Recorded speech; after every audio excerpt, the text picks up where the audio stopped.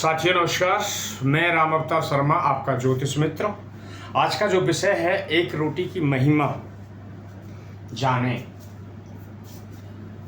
एक रोटी की महिमा जाने, ये आज का विषय है। विषय जानने से पहले हम श्री गणेश जी के चरणों में वंदना करेंगे, माता सरस्वती के चरणों में वंदना करेंगे। उसके बाद हम श्री राधा रानी और श्री श्याम सुंदर के चरणों में वंदना करेंगे। उसके बाद आगे प्रोग्राम को लेके चलेंगे। चलिए पहले वंदना करते। ओम श्री गणेशाय नमः। ओम श्री सरस्वती नमः। वर्णानां रथसंहारां रसानां छन्दसामपि मंगलानां च कर्तारौ वन्दे वाणी विनायकौ। ॐ श्री वेदपुरुषाय नमः। श्री राधा कृष्णाभ्यां नमः। श्री सीतारामराभ्यां नमः। श्रीमन्नारायण चरणौ शरणं प्रपद्ये। श्रीमते नारायणाय नमः। राधा मेरी माती है, पिता मेरे घनश्याम। उन दोनों के चरणों में है कोटि कोटि प्रणाम। मेरा कोटि कोटि प्रणाम। श्री लक्ष्मी नारायणाभ्यां नमः। श्री उमेश उमा महेश्वराभ्यां नमः। श्री सीतारामराभ्यां नमः। श्री रामचंद्राय नमः। ओम श्री गुरु चरण कमलोभ्यो नमः। श्री गुरु चरण कमलोभ्यो नमः। सभी दर्शकों को राधे राधे। आज का जो प्रश्न है वो है ये जाने एक रोटी की महिमा। और भी कुछ उपाय के लिए बात करेंगे। जिनके जीवन में धन की कोई समस्या आई हो तो उस उपाय को भी हम आपको लेके चलेंगे, ताकि आप अपने जीवन में सफल हो सकें। जो आपकी जो परेशानी है, उनसे जो जूझ रहे हैं, उनसे आप निजात पा सकें। तो आज वो भी हम लेके चलेंगे। सबसे पहले आज एकादशी की ढेर सारी अभी प्रिय भक्तों, आपको सबको ढेर सारी शुभकामनाएं। एकादशी की हार्दिक बधाई हो। एकादशी की आपको हार्दिक शुभकामनाएं, आपके पूरे परिवार को हार्दिक शुभकामनाएं।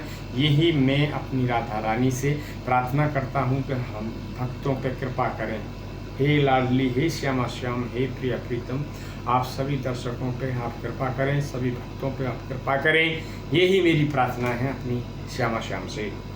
चलिए चलते हैं आज एक पहले विषय की तरफ में। तो पहले थोड़ा सा आप जान लेते हैं, क्योंकि हमारा जो चैनल है वो एस्ट्रोलॉजी से लेके है। तो पहले सबसे पहले आप जान लें कि यदि आपने चैनल को सब्सक्राइब नहीं किया है तो चैनल को सब्सक्राइब करें। जैसे आप चैनल सब्सक्राइब करेंगे तो हर वीडियो हम, क्योंकि डेली हम नाइट में ठीक 9 बजे लाइव होते हैं और आप वो लाइव जुड़ सकते हैं उससे। तभी आप जुड़ पाएंगे जब चैनल आपने सब्सक्राइब किया होगा, तो ही आप लाइव से जुड़ पाएंगे हमारे साथ और हर वीडियो आप तक पहुंच पाएगा। आध्यात्मिक चर्चा भी उस पर होती है कुछ, और आपका एस्ट्रोलॉजी से बात भी होती है। यदि आपका कोई प्रश्न है तो आप प्रश्न पूछ सकते हैं। उसमें हम प्रश्न जो है हमारी श्री जी की कृपा से आपका प्रश्न होगा और समाधान जो हमारे श्री लाडली लाल जी का होगा, वे समाधान करेंगे। चलिए आज का जो विषय है, सबसे पहले जाने 12 राशियों का क्या महत्व है। देखिए 9 ग्रह होते हैं, 12 राशियां होती हैं, 27 नक्षत्र होते हैं और 108 चरण होते हैं। ये है आपको सबसे पहले ये जानना बहुत जरूरी है। जाने किसे क्या है। पहले नंबर की जो राशि होती है वो मेष राशि होती है। दूसरे नंबर, देखिए क्रम से ही आपको जानना है। पहले नंबर की जो राशि होगी इन पोरों पे काउंट होता है, ये चीज़ ध्यान रखिए हैं। यहाँ से ही काउंट होता है। तो ये चीज़ें आप ध्यान रख लें। पहले नंबर की मेष राशि, दूसरे नंबर की जो वृषभ राशि, तीसरे नंबर की जो है आपकी है मिथुन राशि है, और चौथे नंबर की जो है आपकी कर्क राशि, पाँचवें नंबर की सिंह राशि, छठे नंबर की कन्या राशि, सातवें नंबर की आपकी तुला, आठवें नंबर की आपकी वृश्चिक राशि, 9 नंबर जो धनु, और 10 नंबर मकर, 11 नंबर कुंभ और 12 नंबर की मीन राशि होती है। टोटल 12 राशियाँ होती हैं।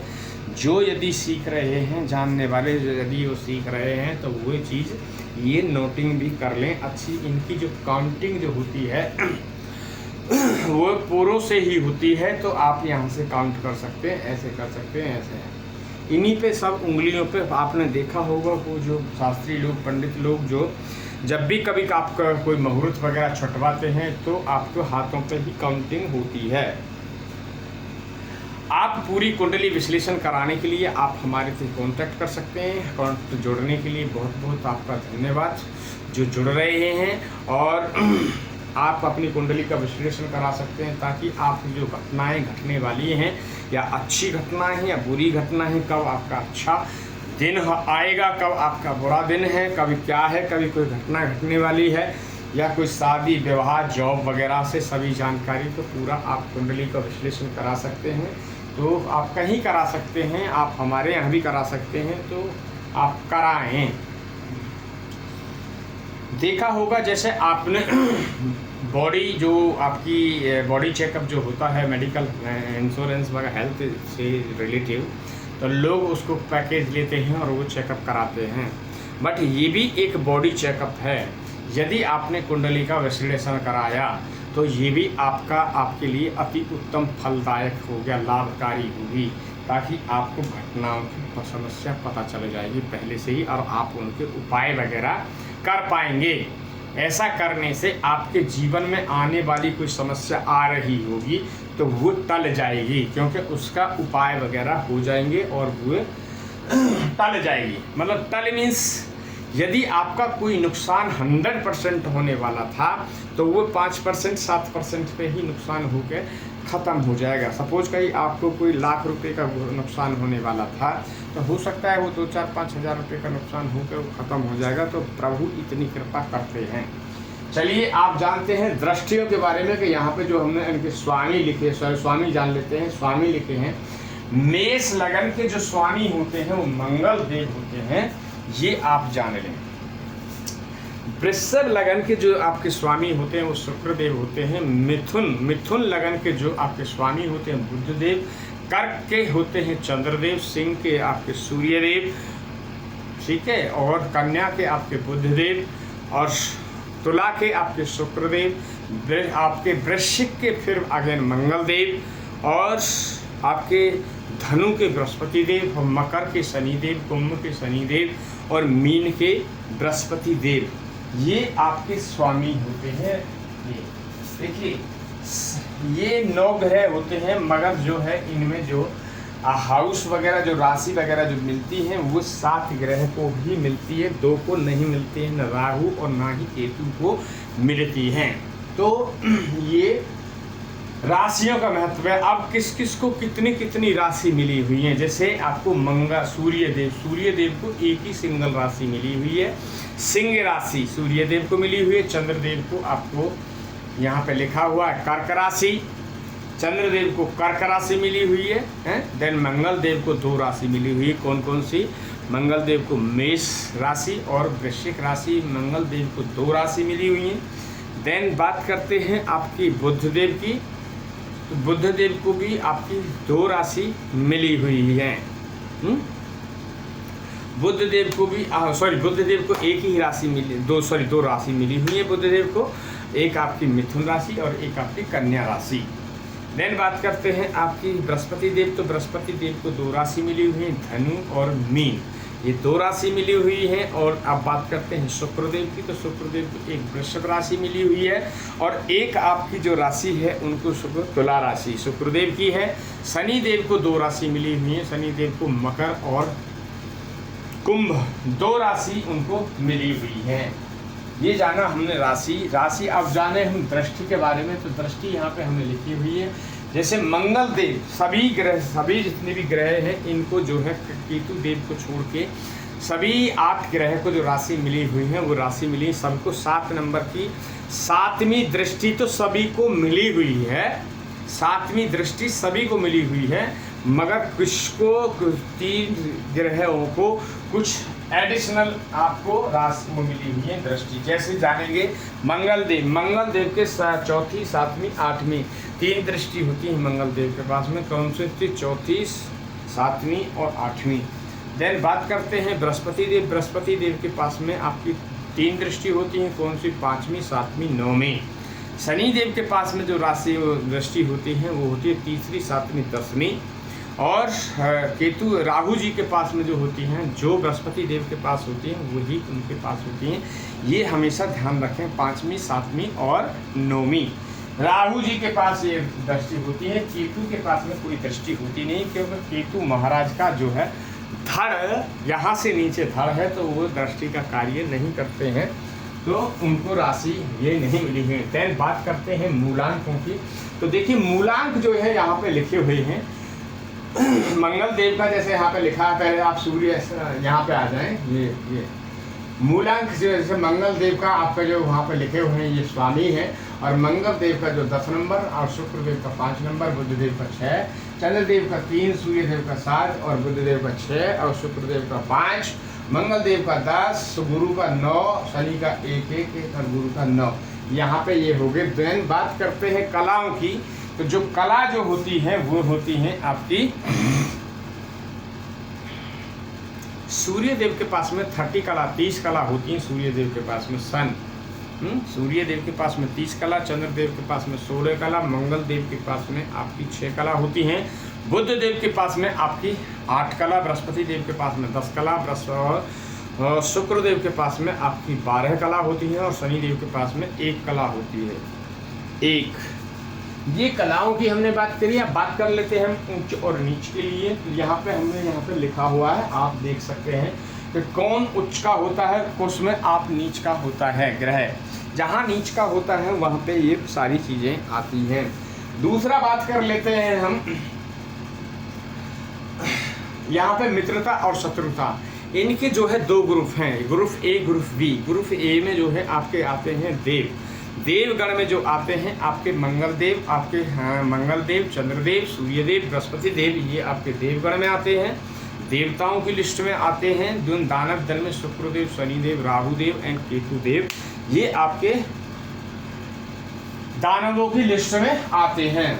अब बात कर लेते हैं आगे, तो डिग्रियों की बारी में। मैंने डिग्रियों के बार ये चीज़ बताया है कि आप डिग्रियों के बारे में भी आप जान लें। तो 0 से 6 जो डिग्री होता है उसमें आपको जो है 25% जो है रिजल्ट मिलता है। तो ये आप जान लें 25% रिजल्ट आपको वहाँ पर मिलेगा।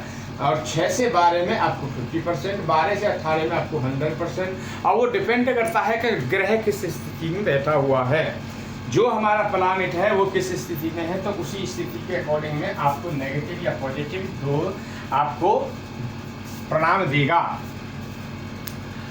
देन बात करते हैं आपके 18 से 24 डिग्री की। तो यहाँ पे जो है आपको 50% आपको देगा, क्योंकि वृद्धावस्था में है।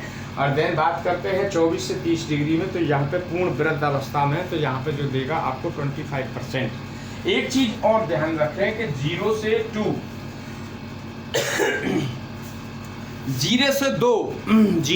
2% होता है, और 28 से 30 पर डिग्री का जो अंश पे होता है ग्रह, तो उस केस में आपको जो रिजल्ट और जो परिणाम जो देखने को मिलेंगे वो 0% आपको देखने को मिलेंगे। देन बात कर लेते हैं अभी एक छोटे से किसी पे एक मैटर पे, मीन लगन वाले ये चीज़ ध्यान रखें कि मीन लगन पे आपको ध्यान रखना है। तो मीन लगन के मारक और कारक मैं ये चीज़ आपको बता देता हूँ, और फिर हम आगे चलते हैं, क्योंकि जो एस्ट्रोलॉजी का है थोड़ा पार्ट्स होना चाहिए। और फिर एक महत्वता बहुत बड़ी चीज़ है जो आज आपके जीवन में न कभी सुना होगा, और आगे तो सुनेंगे ही खैर, मगर इससे पहले आपने इसकी महिमा नहीं जानी होगी कि क्या इसकी महिमा है। तो ये फर्स्ट टाइम ये आपको महिमा जानने को मिलेगा, और इस वीडियो को ज़्यादा से ज़्यादा लोगों तक फॉरवर्ड भी करना, ताकि इस चीज़ की महिमा को जान पाएँ।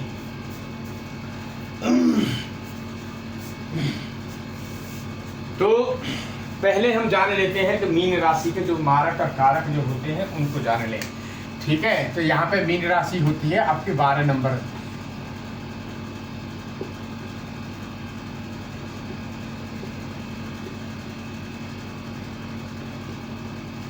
ये हो गई आपकी मीन राशि। अब हम इसे जानेंगे मारक और कारक। कैसे जानेंगे?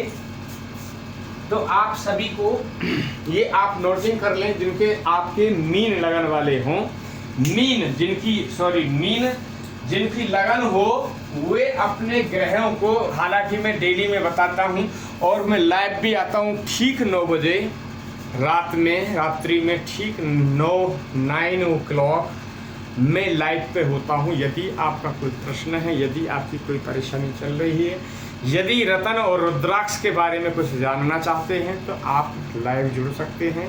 चैनल को लाइव जुड़ने से पहले आप चैनल को सब्सक्राइब कर लें, ताकि जब वीडियो मैं लाइव जाऊंगा या वीडियो कोई भी अपलोड करूंगा तो उसकी आप जान पाएंगे, आप तक वो लाइव पहुंच पाएगी, आप तक वो वीडियो पहुंच पाएगा। जो अच्छी जानकारी है आप तक मिल जाएंगी।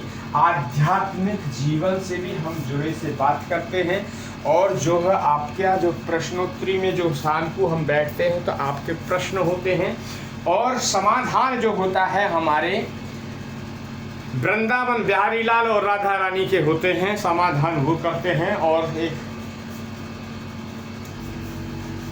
मैं एक जरिया हूँ बस, खाली बाद बाकी जवान मेरी चलती है, मगर चलाने वाले वही होते हैं। जो भी बताएंगे उपाय वगैरह वही सब चीज़ देंगे, और मेरे जो उपाय जो होते हैं वे हमारे जो उपाय हैं वे जो है राधा रानी के उपाय हैं, और राधा रानी श्री कृष्ण के उपाय हैं, और तत्काल उन उपायों का तत्काल इफेक्ट होते हैं हमारे जो उपाय होते हैं। क्योंकि वे हमारे उपाय ऐसे नहीं है कि ये कहीं पे काली मिर्च ले जाकर फेंक दो, और ये कहीं तिल फेंक दो, ये कहीं उड़द दाब दो, ये पानी में बहा दो। यदि आप ऐसा करते हैं बिगर ग्रहों को जाने हुए तो आप अपने ग्रहों को खुद ही खराब कर लेंगे। ये आप ध्यान रखें।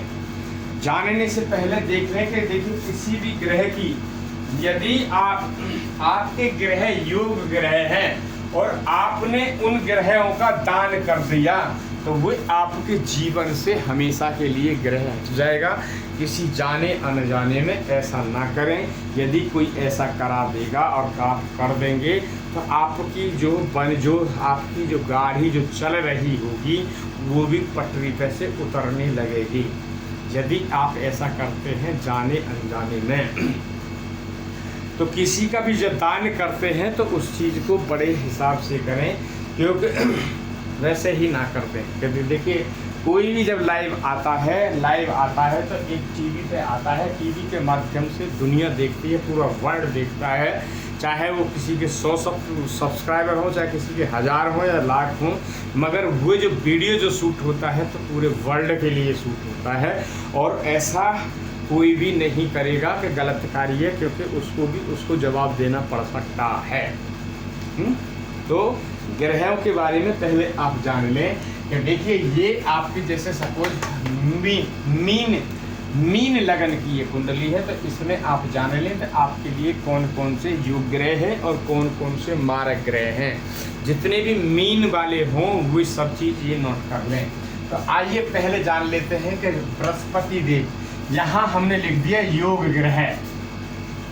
देखिए अब ये हो गया आपका योग, पहले योग और मारक और अतिमारक, ठीक है, और बाधक, ये आपके यहाँ पे आप जानेंगे। तो जाने ले पहले निकालने के लिए आप, यदि आप निकाल रहे हैं तो उसी फार्मूला से निकालें, चाहे कोई भी आपकी कुंडली हो, लगन हो, उससे भी आप टैली कर सकते हैं। तो देखिए जो पहला हाउस है ये योग में होगा, ये योग में होगा, और ये आपका योग में चला जाएगा। तो ये योग में कौन से हो गए? बृहस्पति, यहाँ पे आगे आपके बृहस्पति देव। बृहस्पति देव दूसरे में क्या है? चंद्रदेव। तो चंद्रदेव भी योग, यहाँ क्या है? मंगल देव। मंगल देव भी आपके योग ग्रह में आ गए हैं, यहाँ मिट गया, ठीक है कोई नहीं। अब आपको जानना है मारक। अब मारक में क्या है, देखिए हमेशा मारक के लिए आप ध्यान रखें कि मारक आपकी जो सेकंड हाउस होगा उसका होगा, और आपका सप्तम हाउस होगा तो वो भी मारक होगा। पहला और सप्तम हाउस ये होगा तो आपके मार्क का मारक होगा। तो अब आप जान लें मारक में क्या है, क्योंकि इसके अंदर में देखिए यहाँ मंगल जो है योग ग्रह है, और मंगल 1 नंबर की राशि को भी प्रेजेंट करते हैं, इसलिए मंगल जो है यहाँ पे आपके मारक नहीं हुए। तो मारक में अभी आ गए हैं आपके बुधदेव। बुधदेव आपके मारक में आ गए हैं, ठीक है। देन बात करते हैं आपकी शुक्रदेव। यहाँ पे चले फिर आगे चलते रहे, क्या निकालेंगे और मारक और क्या बाधक निकालेंगे। तो आपके यहाँ पे हो गए आपके 2 शुक्रदेव। तो शुक्रदेव भी जो है आपके हो गए मारक, ये शुक्रदेव हो गए, यहाँ पे ये हो गए। अब आए हम यहाँ पे, ये भी हो गया, ये भी। तब यहाँ पे आएंगे सूर्यदेव। सूर्य जो हो गए आपके मारक हो गए इस कुंडली के अकॉर्डिंग। अब आए क्या, यहाँ पे जो है अब ये इनको लग्नेश का, यहाँ पे ये है आपका लग्नेश है, मीन बृहस्पति, तो यहाँ पे ये है, तो ये भी आपके योग ग्रह है।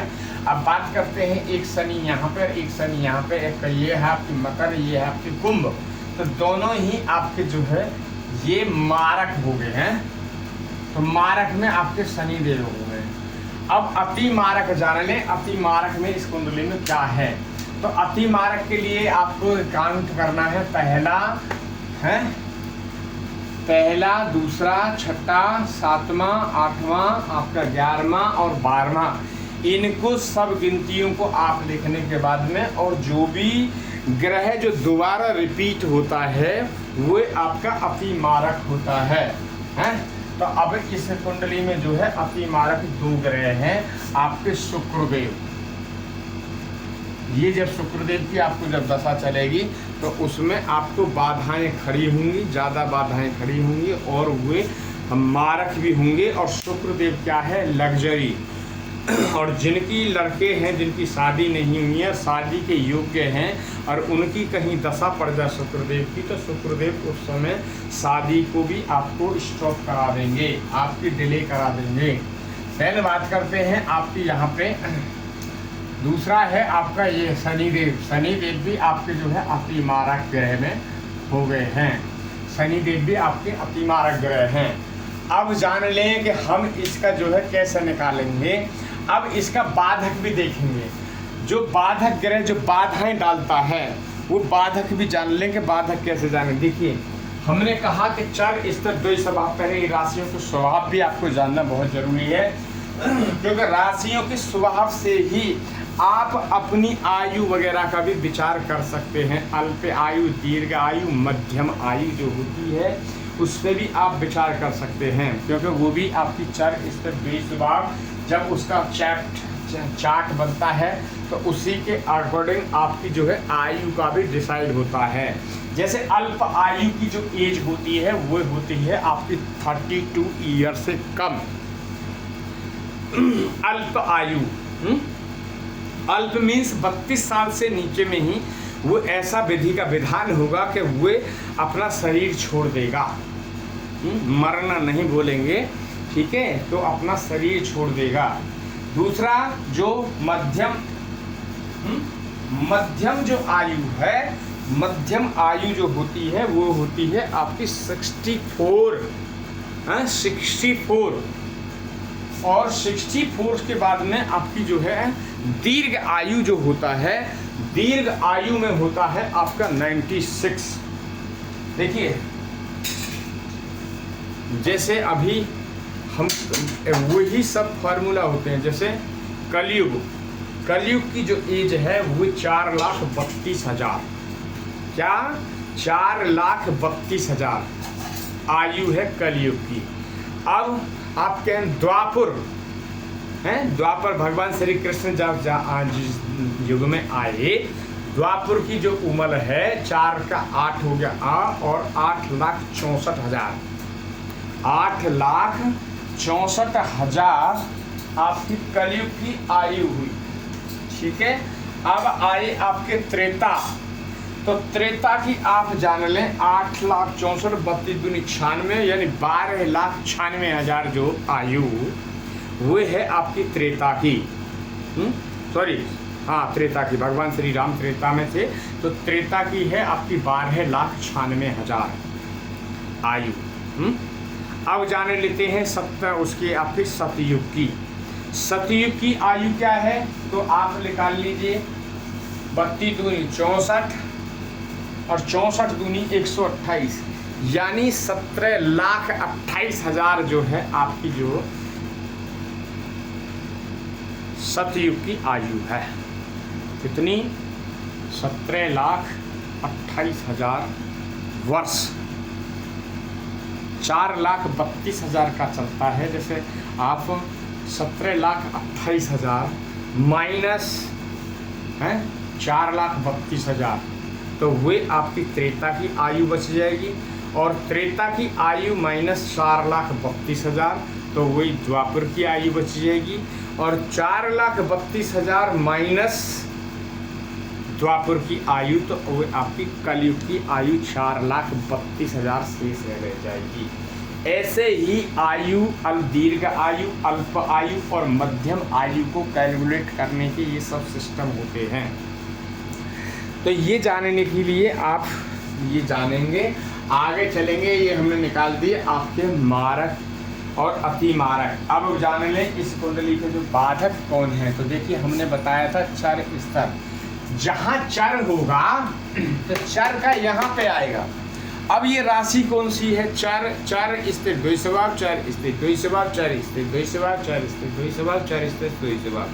तो चर स्थिर द्वि स्वभाव, द्वि स्वभाव की ये राशि है। तो इसके मारक क्या बने? चर के जो बनते हैं चर, देखिए यहाँ पे लिख दिया चर। तो चर का 11वें नंबर जो होता है एकादश भाव, ये है आपका एकादश भाव चर राशि का। अब तो यहाँ पे जो भी ग्रह बैठा होगा वही आपका बाधक होगा। पहले बात कर लेते हैं। तो जो स्थिर जो होता है,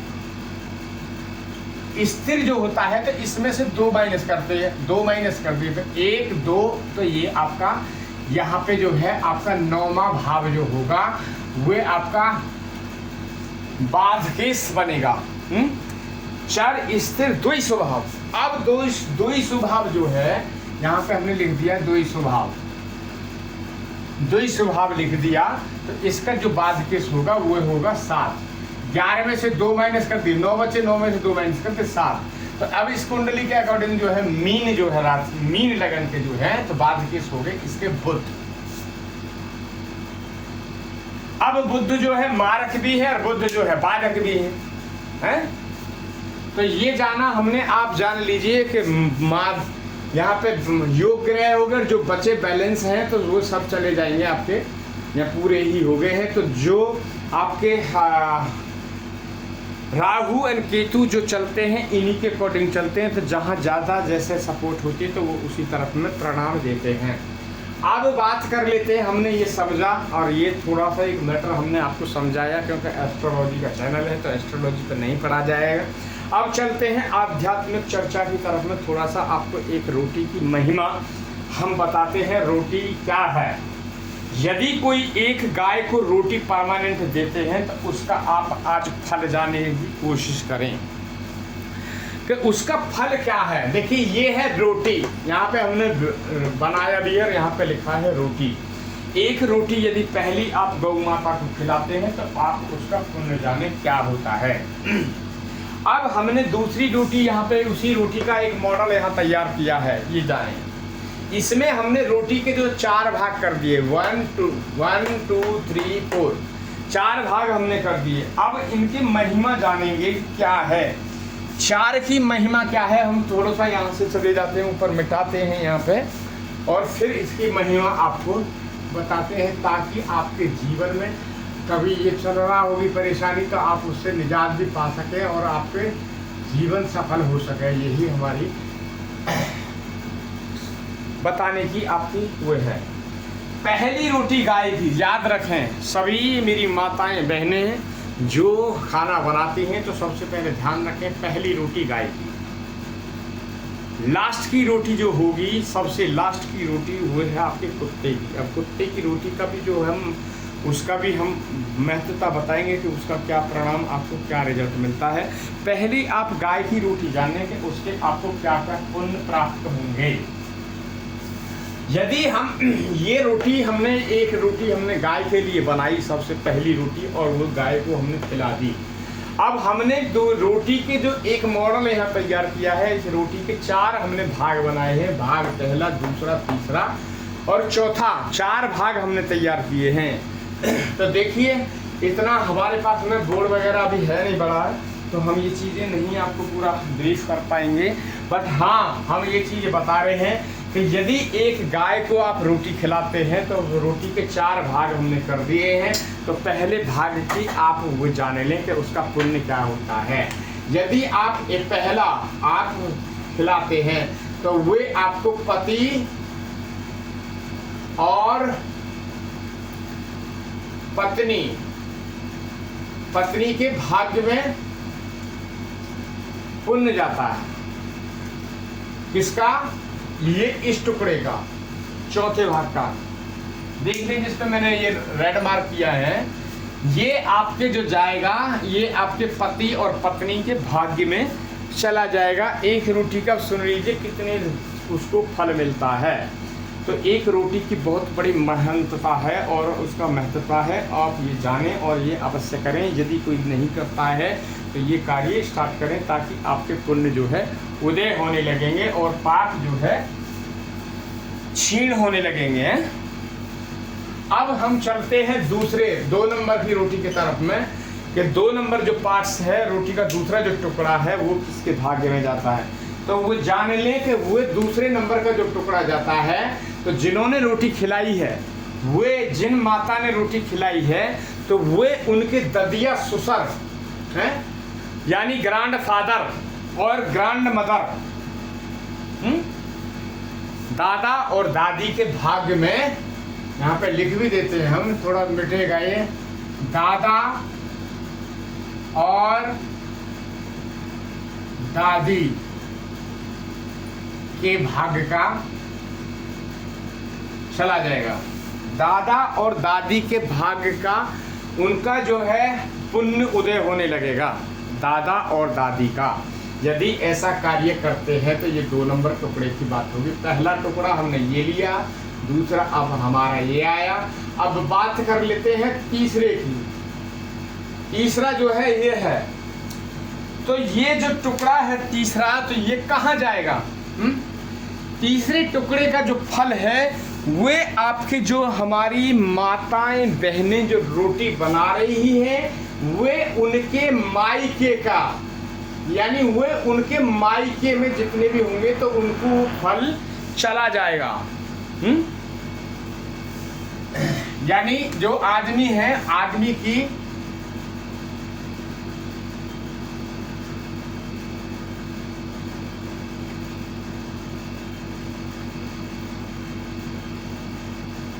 की ससुराल,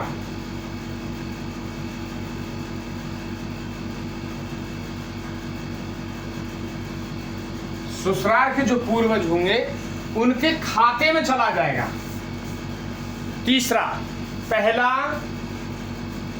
स्वयं पति पत्नी, दूसरा पति के दादा दादी, पत्नी के ददिया ससुर और दादी सास के खाते में चला जाएगा। तीसरा, पति की ससुराल और पत्नी के मायके में उनके पूर्वजों के लिए पुण्य चला जाएगा। इस रोटी का एक का टुकड़ा। बात कर लेते हैं चौथे टुकड़े की। चौथा टुकड़ा जो होगा तो उसका पुण्य कहाँ जाएगा? तो जो आदमी हैं, जो हमारी जो माताएं बहनें हैं, उनकी जो ममिया ससुराल हैं, ममिया ससुर, ननिया ससुर, यानी जो आदमी है उसकी ननिहाल। चौथा टुकड़े का जो फल है उनकी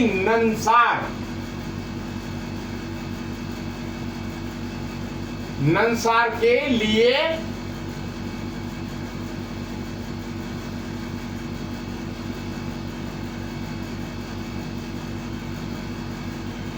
फल चला जाएगा।